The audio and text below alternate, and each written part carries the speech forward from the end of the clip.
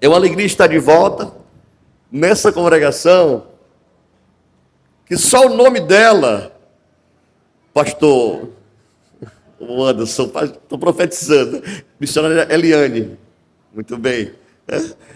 Só o nome da congregação já daria uma mensagem poderosa sobre o amor. Orvalho de Hermon. Orvalho de Hermon. Hermon no hebraico significa consagrado, separado, santificado. Então, orvalho de Hermon significa orvalho daquele que é separado, consagrado, santificado pela presença bendita do Espírito Santo. Então, as próprias lágrimas dos que estão aqui são o orvalho do Hermon. Mas a referência do orvalho do Hermon, da congregação, é ao Monte Hermon, que é a base principal de formação do Rio Jordão. O degelo, o gotejar do Hermon, daquela montanha consagrada, lá em Israel, no norte de Israel, é que vai formando de gotícula em gotícula, formando o Rio Jordão, que significa aquele que desce, o descedouro, porque começa em cima, no monte, e vai até abaixo do nível do mar, a 430 metros abaixo do nível do mar, no Mar Morto. Então, igual Jesus fez, desceu lá do alto, lá de cima, até ao Mar Morto desse mundo, para dar vida a todos aqueles que se aproximarem da sua foz, aqueles que se aproximam desse bebedouro que é Jesus Cristo, tem vida e vida abundante. Aleluia. Aqui estão os consagrados, e que dos seus rostos destilam o orvalho, que forma o orvalho da congregação, orvalho de Hermon. Deus abençoe. A irmã Maria Ribeiro está entre nós também, que é uma pioneira dessa casa, junto com a irmã Zenaide, e outros rostos que estão por aqui também, que é uma alegria nós revermos, queridos. É com muita alegria, com muita saudade dos amados, que estamos revendo cada um de vocês, e espero que nós voltemos aqui, daqui a pouco menos do que 9 anos, não é, irmãos? É o pastor Tiago, ou outro que vier depois dele, deixar a gente de volta antes. Querido, mesmo assentado, eu quero que você abra a sua Bíblia comigo, no texto base do Ministério da Família, durante todo o ano de 2026. Fala que a linguagem do amor é amar. E o texto base para essa linguagem do amor está na primeira epístola de João, no capítulo de número 4, versículos 7 e 8. Primeira epístola do apóstolo João, capítulo de número 4, e os versículos 7 e 8. Quem encontrou, diga amém. Quem não encontrou, diga escola dominical.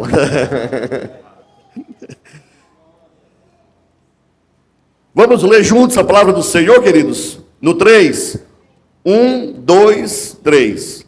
Amados, amemo-nos uns aos outros, porque o amor é de Deus. E qualquer que ama é nascido de Deus e conhece a Deus. Aquele que não ama não conhece a Deus, porque Deus é amor. O versículo 8. Aquele que não ama não conhece a Deus, porque Deus é amor. Por bondade, curva a sua cabeça e façamos mais uma oração. Maravilhoso Pai, eterno Deus, muito obrigado, Senhor, por estarmos na tua casa, na tua presença maravilhosa, majestosa, poderosa e miraculosa nesse momento, Senhor. Já sentimos a tua presença real aqui nesse lugar, Pai. nessa montanha consagrada, Senhor, no orvalho de Hermon, Pai Celestial. Nós te bendizemos, te exaltamos, porque o teu Espírito Santo trouxe cada um dos que estão aqui nessa noite, e tu has de falar de forma poderosa e impactante ao nosso coração, no nome de Jesus, ó Deus. Muito obrigado, em nome de Jesus, amém. Queridos,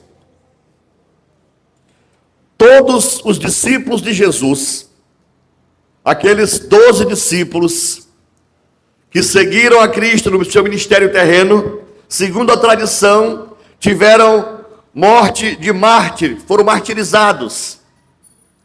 Não temos tempo e nem é o momento para falar de cada um deles, do ano e do local da sua morte. O único que morreu de morte natural, segundo a tradição, foi esse que escreveu estas palavras que acabamos de ler. O apóstolo do amor, o apóstolo João.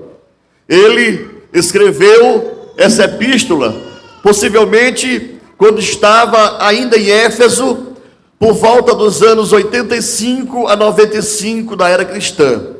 Ele, que segundo a tradição, morreu com 100 anos de idade. Aos 100 anos da era cristã, foi a sua morte natural, porque tentaram de toda forma matá-lo, mas não conseguiram.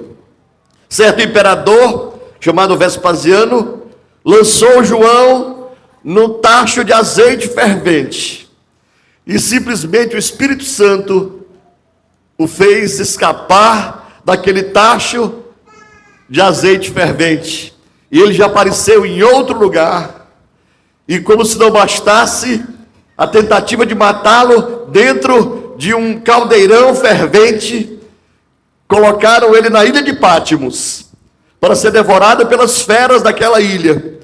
E lá Deus lhe deu a maior revelação de toda a Bíblia, que é o livro do Apocalipse.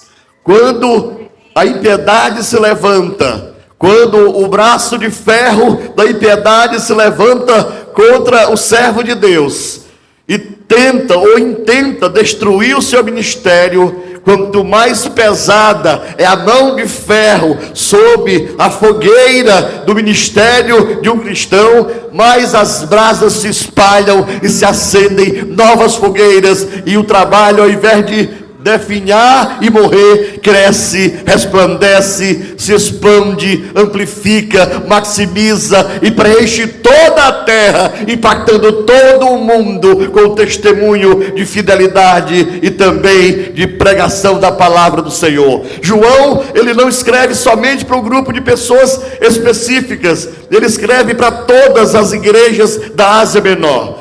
A região de Éfeso era bastante populosa, e as 7 igrejas da Ásia estavam naquela região circular, ali próximo a Éfeso, onde hoje nós temos a Turquia. E João, ele escreve essa epístola com uma destinação específica, com uma doutrinação específica para aquelas igrejas. O nome de João já é uma pregação. O nome dele, no hebraico, Yoshanan, significa Deus é gracioso. Deus é gracioso, ou Senhor misericordioso. O nome de João já é uma mensagem poderosa, demonstrando a graça, a misericórdia de Deus para com o ser humano. E João costuma chamar as pessoas para quem ele escreve de filhinhos, de amados, de queridos. Ele tem uma estilística própria na sua escrita, e de aproximar as pessoas dele próprio como alguém que os ama, como alguém que está preocupado com a sua vida. E de fato João estava preocupado com a vida dos irmãos da região da Ásia Menor, e ele escreve essa epístola preocupado especialmente com uma doutrina parecida com o gnosticismo que havia no meio da igreja daquele tempo. João começa o capítulo 4 dizendo que já existe o anticristo no meio deles, que já tem, naquela época, manifestações do anticristo, através de doutrinas satânicas, de doutrinas contrárias à sã doutrina bíblica. E essa doutrina parecida com o gnosticismo dizia que era possível haver uma espiritualidade, uma fé e o conhecimento de Deus separado da prática de boas obras, especialmente do amor. Aquela sociedade de tradição greco-romana só pensava em 3 coisas preponderantemente: conhecimento, gnose, status social e riquezas, bens materiais. Então essas 3 coisas eram as únicas que enchiam os corações até de muitos cristãos daquela época, do primeiro século, da região da Ásia Menor, uma região povoadíssima, muito próspera, muito rica, e que as pessoas queriam conhecer muito, inclusive conhecer muito de teologia, queriam posição social, status e também riquezas, bens materiais. Era o único pensamento que preenchia a mente dos irmãos daquela época. Amados, e o que é o status? Hoje, a melhor definição para status é você adquirir o que você não precisa, com o dinheiro que você não tem, para mostrar para quem não te conhece aquilo que você não é. Status é adquirir o que você não precisa, com o dinheiro que você não tem, para mostrar para quem não lhe conhece a pessoa que você não é. É apenas status. É apenas comercial de margarina. Aquela vida perfeita, aquela família perfeita. Então as pessoas, olha só, amados, de quando é isso? Do primeiro século, dentro da igreja, não era fora. João escreveu para as igrejas da Ásia. Vocês estão muito sabidos, conhecem muito de teologia bíblica, conhecem muito acerca da teologia, conhecem muito acerca do secularismo, das coisas desse mundo. Todo mundo cheio de conhecimento, inclusive batiam no peito e achavam-se os donos do conhecimento bíblico, inclusive. Estão cheios de status, cada um mantendo uma pose mais bonita do que o outro. Estão cheios de bens materiais e cada vez mais, como nos diz o sábio que escreveu que a sanguessuga tem 2 irmãs, me dá, aliás, 2 filhas, me dá e me dá. Quanto mais tem, mais quer. Quanto mais tem, mais busca. E muitos até passam por cima da própria mãe, do próprio pai, para obterem bens materiais. O tripé que mantinha aquela comunidade e boa parte da comunidade cristã em pé: conhecimento, somente o conhecimento superficial da teologia bíblica, o status social e os bens materiais. E aí João percebe isso, e como um bom pastor que identifica que o rebanho está indo ladeira abaixo, pensando só em coisas, em resumo, tanto o conhecimento, quanto o status, quanto as riquezas, eram coisas dessa terra, dessa vida, desse mundo. Não estavam, como nos diz Colossenses capítulo 3, pensando nas coisas de cima, almejando as coisas de cima, olhando para o alto, olhando para Cristo, o autor e consumador da nossa fé. Quando nós temos o coração no material, na terra, nosso tesouro está só aqui. Porque que muita gente, a gente pergunta assim: Quem quer ir para o céu? E aí todo mundo diz assim, eu. E aí quando a gente pergunta, quem quer ir agora? Aí quem levantou a mão faz assim. Quem quer ir para o céu? Eu. Quem quer ir agora? Eu não. Por quê, queridos? A explicação é essa. Onde estiver o vosso tesouro, aí também estará o vosso coração. Se o meu tesouro está em Cristo, está no céu, quem quer ir para o céu? Eu. Quem quer ir agora? Eis-me aqui, Senhor, estou pronto. Agora, se o meu tesouro está na terra, quem quer ir para o céu? Eu. Quem quer ir agora? Eu não.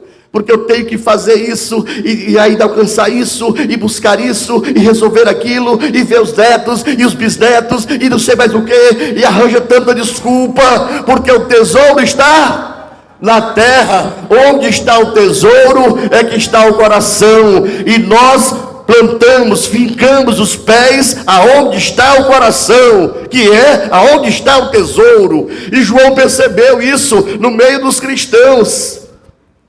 Gente, a igreja de Éfeso, por exemplo, pastoreada por ele próprio por muitos anos, uma igreja bem ensinada, bem estruturada na doutrina sadia, na sã doutrina bíblica, e mesmo assim havia falsos profetas introduzindo essas mensagens, essas doutrinas que afastavam o povo da prática cristã autêntica, genuína, verdadeira. E as pessoas preocupadas apenas com as coisas desse mundo. O conhecimento que se buscava não era conhecimento profundo de Deus, era conhecimento para humilhar os outros que não conheciam. O status não é para ter mais, possuir mais e distribuir mais. Não, era para oprimir aqueles que não tinham status social, posição nenhuma. E as classes sociais dentro da igreja não se misturavam. Quem era de um status social, quem era de uma classe mais rica, não tinha nenhuma harmonia e comunhão com quem estava mais embaixo. E riquezas, cada um buscando suas próprias riquezas, abandonavam até a própria casa de Deus.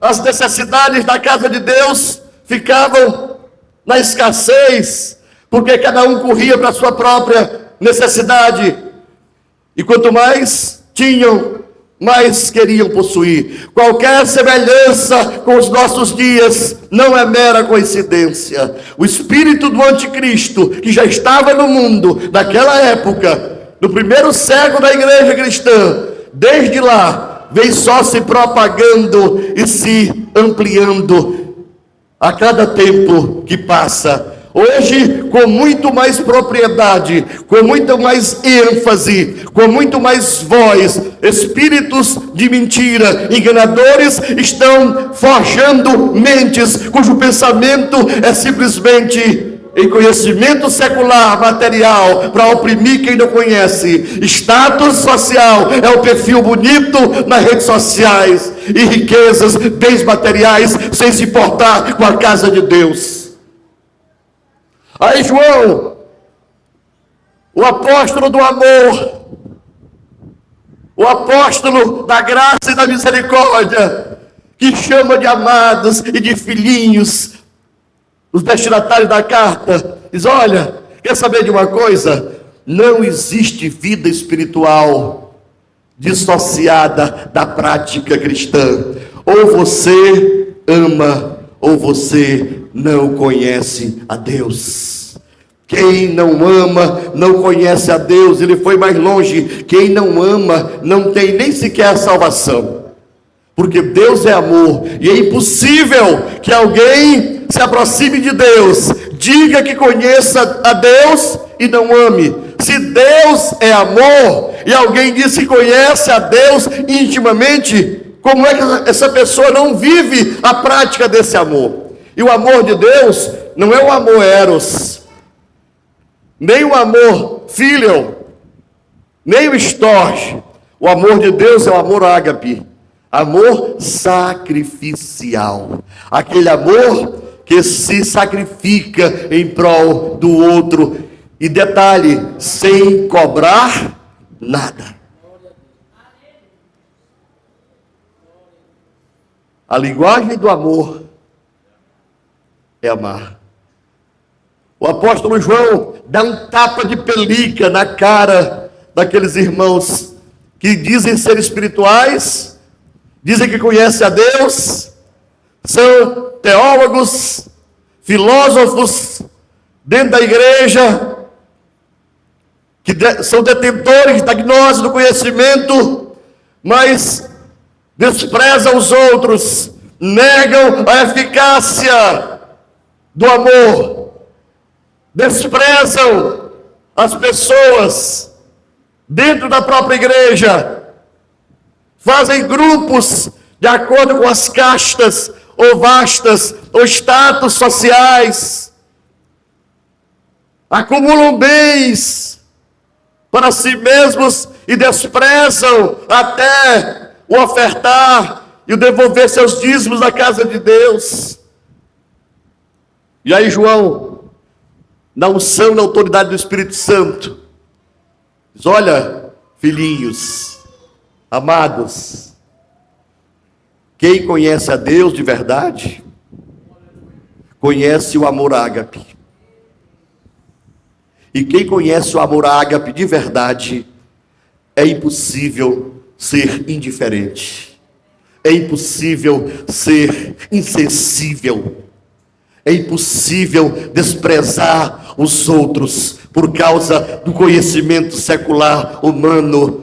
É impossível desprezar os outros por causa de questões de status social ou de ter mais ou menos bens do que os outros. É impossível alguém viver o evangelho apenas de fachada, da boca para fora. Quem tem o amor de Deus, quem conhece a Deus e tem o amor de Deus, vive a plenitude, a evidência do amor na sua vida, nas suas atitudes. O seu conhecimento, ele é recheado de amor. Até o seu status social é totalmente desmantelado, destruído por causa do amor, e os seus bens e riquezas não valem nada diante do amor. O amor verdadeiro, o amor sincero, desse amor de entrega, de renúncia e de pedir nada em troca.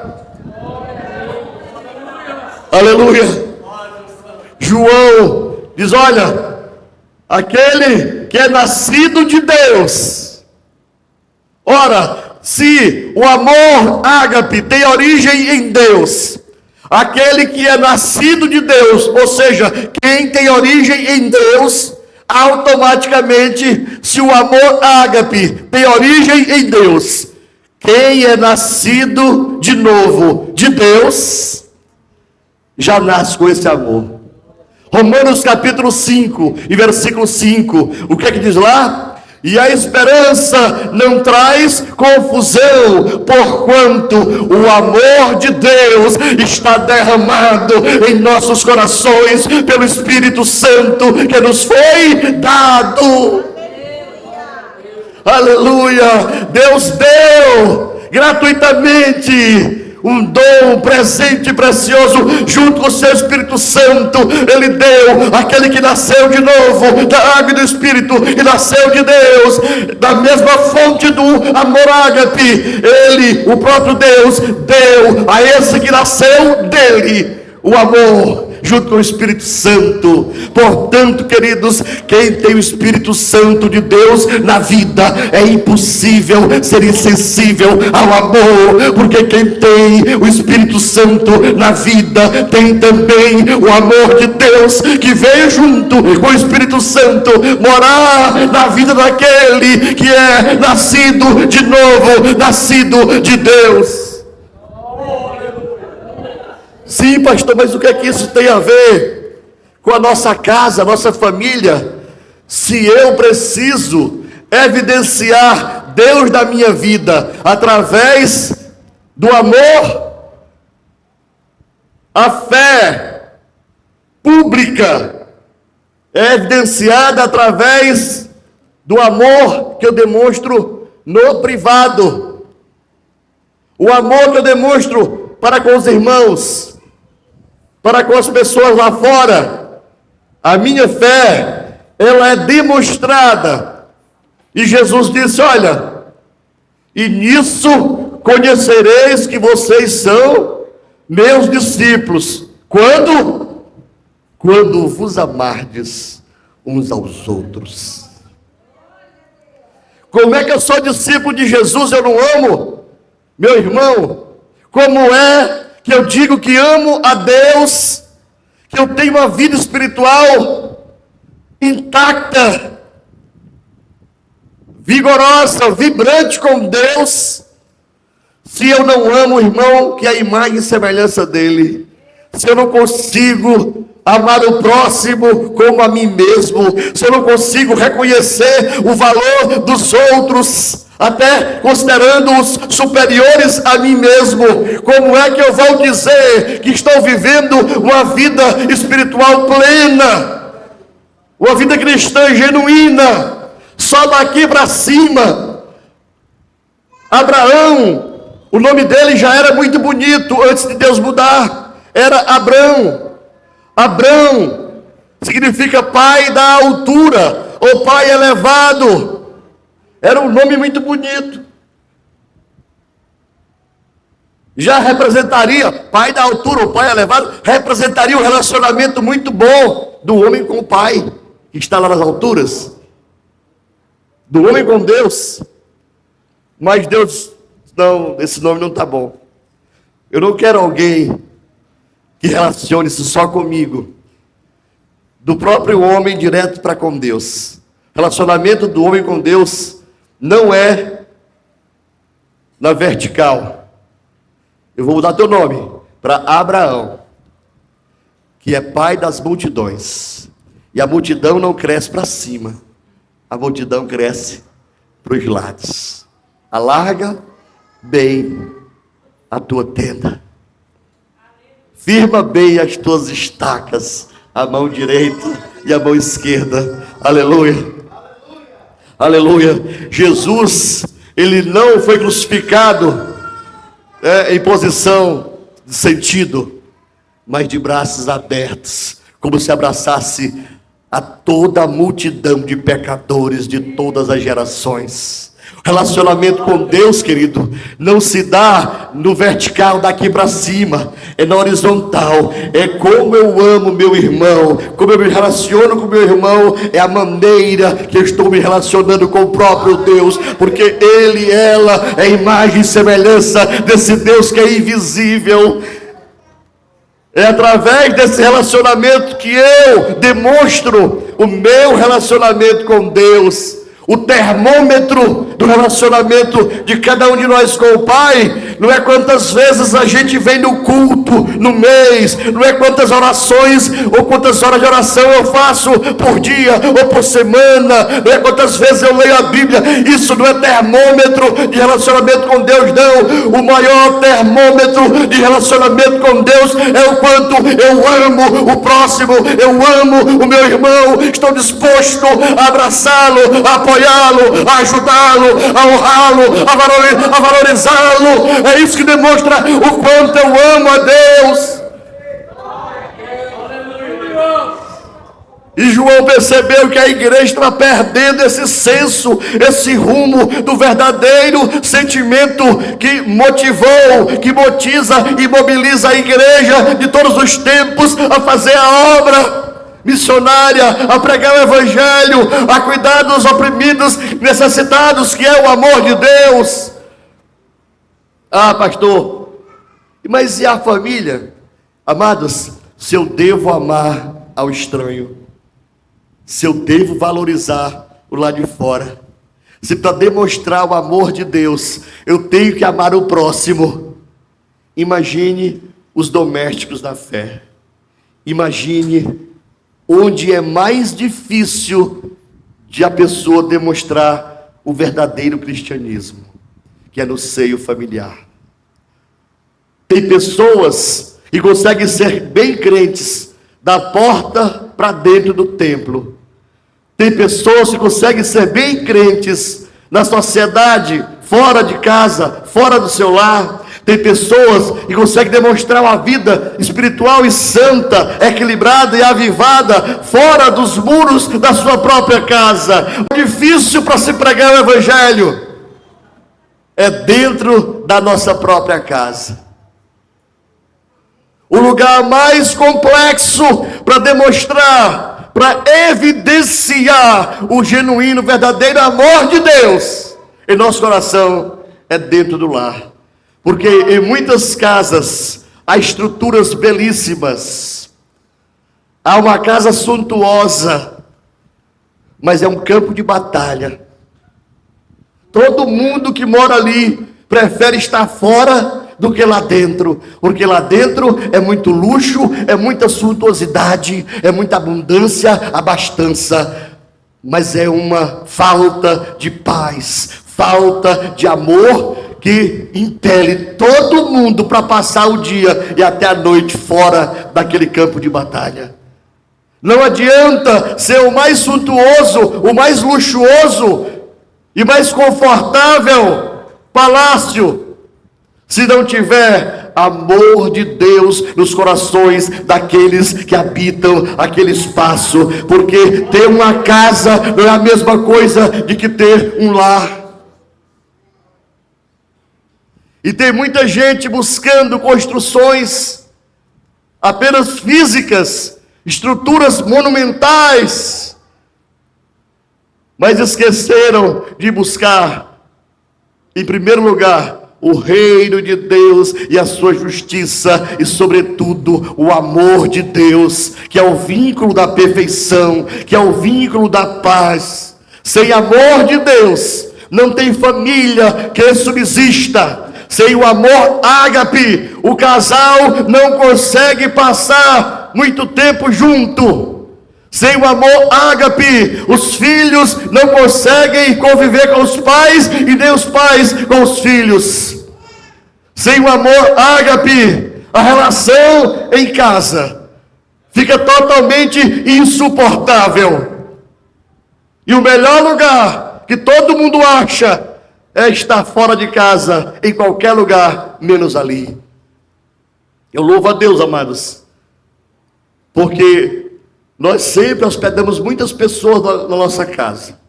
Deus sempre nos deu essa graça de estar hospedando, seja da família, amigos, ou pessoas, às vezes, que são amigas dos amigos, ou amigas de alguém da família, e sempre nós temos ouvido, para a glória de Deus, um testemunho único. Que lugar de paz! Mas que coisa gostosa dessa casa, que ambiente tranquilo, que ambiente salutar, que ambiente, aconchegante. Não é porque é a melhor casa, não é porque é a mais bem estruturada, a mais luxuosa, ou que tem mais recursos. É porque, amados, nós temos convidado o Espírito Santo continuamente para estar em nossa vida, primeiro na casa espiritual. Tem que ter paz e amor nessa casa, para que essa casa produza paz e amor na casa física. Tem que ter amor de Deus nessa casa, para que esse amor seja evidenciado no meio da sua casa física e no meio da sociedade. É preciso o amor de Deus genuíno. É preciso, se perdemos, quando Deus escreve, ou pede para João escrever para a igreja em Éfeso, foi exatamente a única repreensão daquela igreja. Vocês esqueceram do primeiro amor. Lembra quando você não entendia nada de Bíblia, mas você adorava com todo fervor? Lembra quando você não conhecia nada dos bastidores, mas a tua oferta de gratidão e sacrifício, eu não me refiro só a dinheiro, a tudo, era a primícia da minha casa? Lembra Quando você estava engatinhando na fé, não sabia cantar, não sabia pregar, não sabia nem orar direito, mas todo o culto era uma festa, era uma alegria. A cada dia parece que havia um fervor, uma alegria, uma paz da alma tão profunda, aleluia. O Espírito Santo está dizendo para nós nessa noite: volte ao primeiro amor, volte ao teu primeiro amor, a essência prioritária do cristianismo e do evangelho, que é o amor verdadeiro. Ninguém precisa conhecer você por ser um grande pregador, um grande cantor, uma grande pregadora, profetisa, cantora, um grande mestre ou a grande mestra. Ninguém precisa saber disso. Só precisa conhecer você pelo transbordar do amor de Deus na sua vida. Aleluia. É por esse motivo único que as pessoas devem conhecer você. A evidência bendita da presença do Espírito Santo transbordando, fluindo e fazendo, aleluia, jorrar, transbordar o amor de Deus na sua vida. Que as suas palavras, que as suas atitudes, seja dentro da igreja ou fora dela, dentro de casa ou fora dela, sejam palavras, atitudes de amor genuíno e verdadeiro. Fique em pé nessa noite em nome de Jesus, aleluia, aleluia.